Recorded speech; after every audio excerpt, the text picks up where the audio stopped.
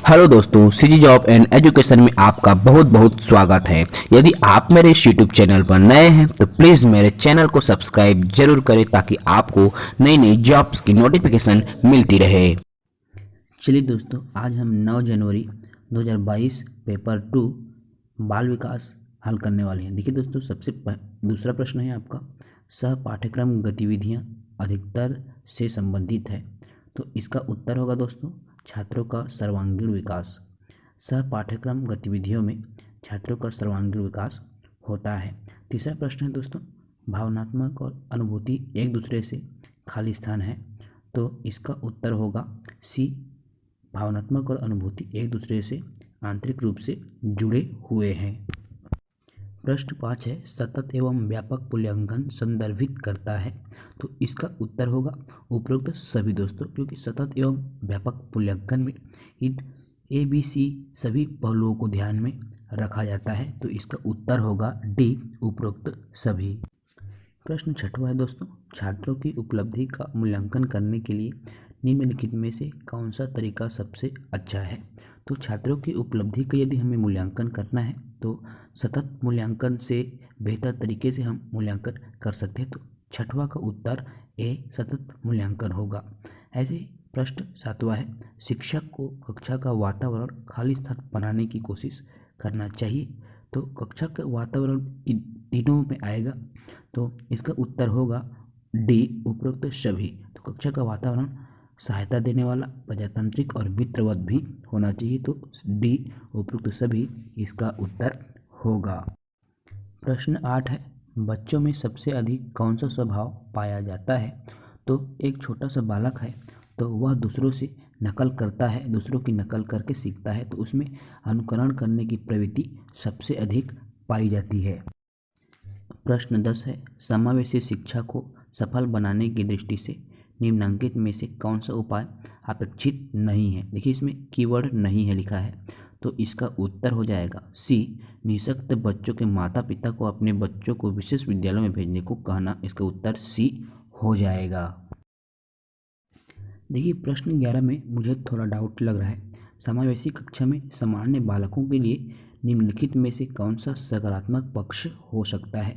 इसका उत्तर सामाजिक कौशल का विकास आसानी से होता है या होना चाहिए। तो इसका उत्तर क्या होगा आप नीचे कमेंट में ज़रूर बताएं, लेकिन मेरे ख्याल से इसका उत्तर लग रहा है बी, 11वां का उत्तर बी होगा, सामाजिक कौशल का विकास आसानी से होता है।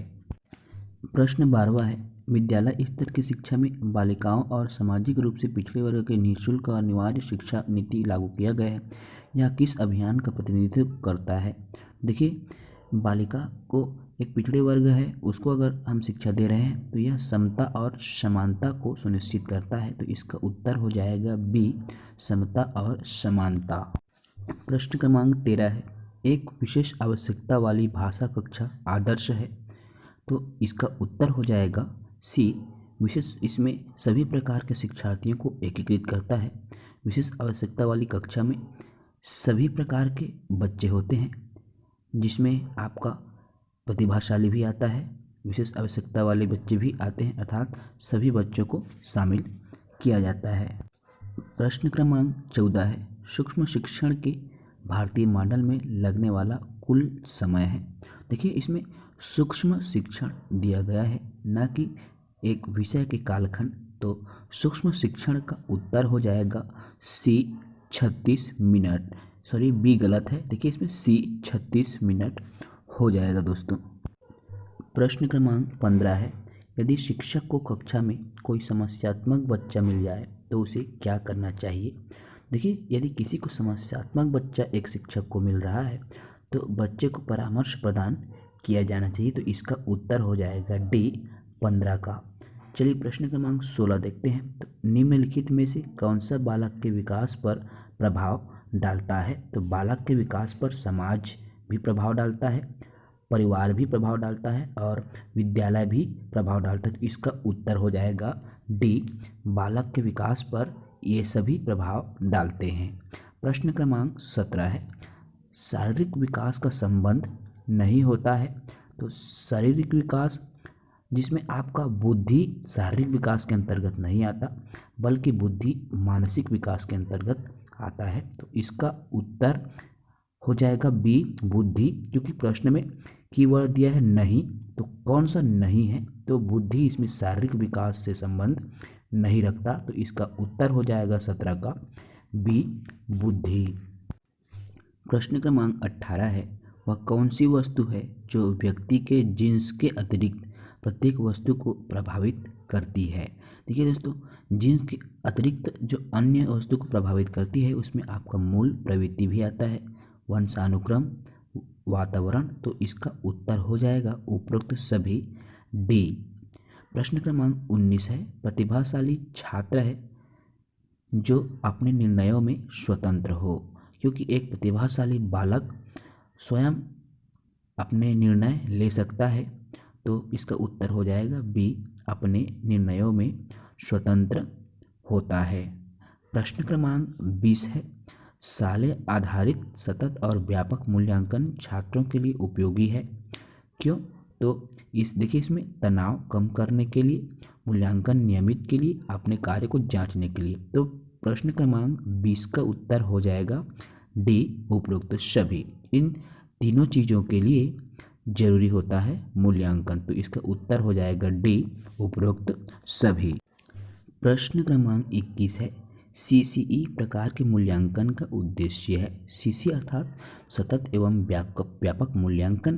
तो इसमें अधिगम, देखिए इसका उत्तर उपरोक्त में से कोई नहीं, डी हो जाएगा, क्योंकि ये तीनों चीज़ें सतत एवं व्यापक मूल्यांकन के अंतर्गत नहीं आता। क्योंकि याद रखना तीनों में लिखा गया है, तो याद रखना ये कीवर्ड कभी भी याद रखना अगर आएगा तो वो उत्तर नहीं होगा, इसकी उत्तर डी है। प्रश्न क्रमांक 23 है, विशेष रूप से सीखने की कठिनाइयों, मानसिक स्वास्थ्य संबंधी मुद्दों, विशिष्ट अक्षमताओं वाले छात्रों की शिक्षा की विधि। तो देखिए इन तमाम बच्चों को हम समावेशी शिक्षा प्रदान करते हैं। तो इसका उत्तर सी समावेशी शिक्षा हो जाएगा। प्रश्न क्रमांक 24 है, निम्नलिखित में से किसे संज्ञान का कारक नहीं माना जाता। देखिए दोस्तों, इसमें कीवर्ड दिया है नहीं, तो क्रोध, भूख, स्थान छोड़ना, डर। देखिए जैसे कि यदि मैं एक मंदबुद्धि बालक की बात करूं दोस्तों, तो उनको क्रोध का एहसास नहीं होगा, भूख का एहसास नहीं होगा और डर का भी एहसास नहीं होगा, इसलिए इसका उत्तर हो जाएगा सी। प्रश्न क्रमांक 26 है, विशेष आवश्यकता वाले बच्चों की शिक्षा प्रदान की जाए, ए अन्य सामान्य बच्चों के साथ। दोस्तों, यदि एक कक्षा में, समावेशी कक्षा में विशेष आवश्यकता वाले बच्चा है तो उनको भी सामान्य बच्चों के साथ रख करके शिक्षा प्रदान करना चाहिए, उनको कभी भी उनके साथ भेदभाव नहीं करना चाहिए। तो इसका उत्तर हो जाएगा ए अन्य सामान्य बच्चों के साथ विशेष आवश्यकता वाले बच्चों को शिक्षा प्रदान की जानी चाहिए। दोस्तों, प्रश्न क्रमांक 28 है, कथन हमारे बीच ऐसे लोग हैं जो लंबे हैं और कुछ छोटे हैं, कुछ गोरे हैं, कुछ अन्य काले हैं। तो कुछ लोग पुष्ट हैं, कुछ कमजोर। यह कथन स्थापित सिद्धांत पर आधारित है। देखिए दोस्तों, इसमें सभी वर्ग के लोग हैं, तो यह व्यक्तिगत असमानता को प्रदर्शित करता है, क्योंकि सब व्यक्तिगत रूप से असमान है, इसलिए इसका उत्तर हो जाएगा सी। प्रश्न क्रमांक 29 है, प्रत्येक बच्चा अद्वितीय है, यह कथन किस सिद्धांत को संदर्भित करता है। तो व्यक्तिक भिन्नता का सिद्धांत, प्रत्येक बच्चा आप में अद्वितीय होता है। तो इसका उत्तर हो जाएगा डी व्यक्तिक भिन्नता।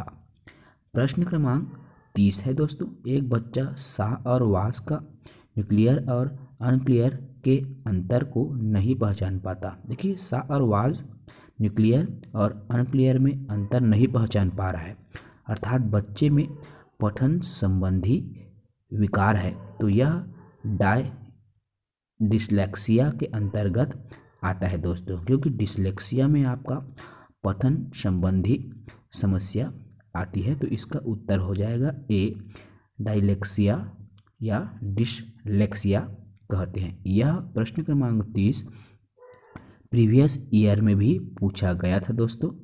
यदि आप जानना चाहें तो प्रीवियस ईयर का प्रश्न भी उठा करके देख सकते हैं। तो इस वीडियो में मैंने बाल विकास को कोशिश किया है कि कंप्लीट कर दूं।